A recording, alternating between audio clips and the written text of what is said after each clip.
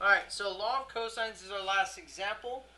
And just like with law of sines, I showed you that you need to have 3 of these 4 pieces wherever they're at, and one was the unknown.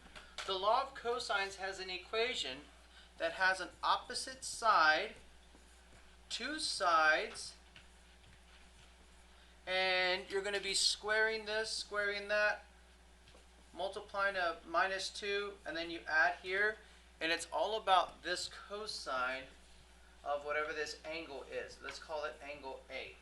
It could be angle A, angle theta, it doesn't matter. The reason why I choose A is because the way you can identify that is like a flashlight. Let's put our body where the angle is at. And we're going to shine it way over here on something called the opposite side. Okay, you with me? I have 30, 21, and an angle. Otherwise, side, angle, side that you learned way back when in geometry. Okay? Side, angle, side is going to be shooting the light across where this opposite piece is lying. Now look, 3 of these 4 pieces we will know. And we're solving for these other ones.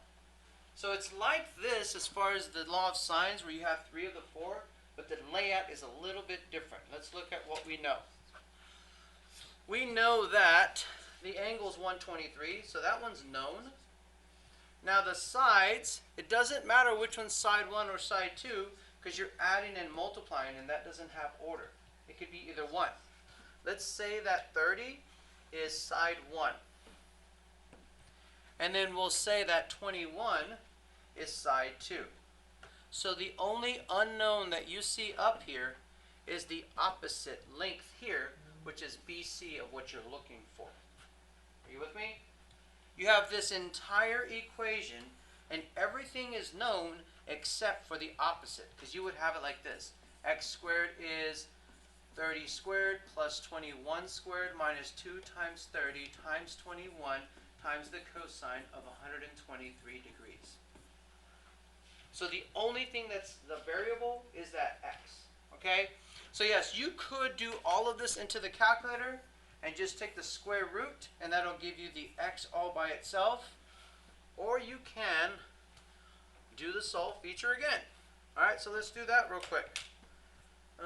Let's go to our calculator. I hope you wrote that down. So menu 3-1, it's going to be x squared is equal to, can someone help me out? 21 squared plus 30 squared minus 2 times 21 times 30 times the cosine of what? Was it 123 degrees? I don't have to put degrees because it's in degree mode. Guys, you help me out. What do I put at the very end? Comma x. We've got to tell it. Solve for x for us. Do our dirty work. Control enter. The answer is going to be 45.025.